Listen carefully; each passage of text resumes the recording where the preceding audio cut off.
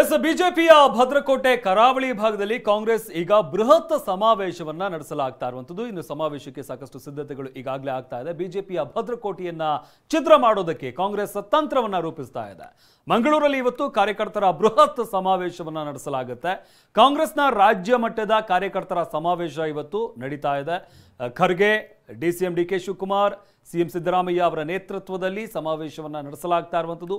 AICC ಸೂಚನೆ ಮೇರೆಗೆ ಬೃಹತ್ ಕಾರ್ಯಕರ್ತರ ಸಮಾವೇಶವನ್ನ ನಡೆಸಲಾಗುತ್ತೆ.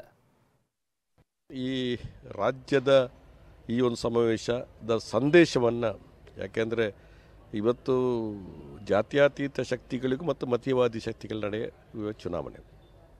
ಇದು ದಕ್ಷಿಣ ಕನ್ನಡ ಜಿಲ್ಲೆಯಲ್ಲಿ ಹೋರಾಟ ಮಾಡಿ ಒಂದು ಮತೀಯವಾದದ ಒಂದು ಕೇಂದ್ರ ಮತ್ತು ಜಾತ್ಯತೀತವಾದ ಕೇಂದ್ರ. ನಾವು ಜಾತ್ಯತೀತ ನಿಲುವನ್ನು ಹೊಂದಿರತಕ್ಕಂಥ ಜನರ ಒಂದು ನಾಯಕತ್ವವನ್ನು ಹೊಂದಿದವರು ನಾವು.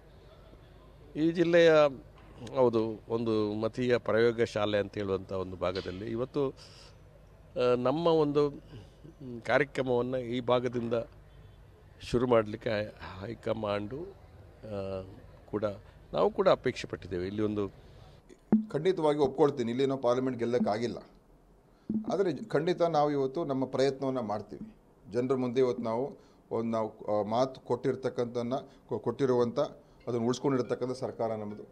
ಇವತ್ತು ಒಳ್ಳೆಯ ಕೆಲಸ ಮಾಡೋದಕ್ಕೆ ಮಾನ್ಯ ಮುಖ್ಯಮಂತ್ರಿಗಳು ಮುಂದೆ ಹೆಜ್ಜೆ ಇಡ್ತಾ ಇದ್ದಾರೆ.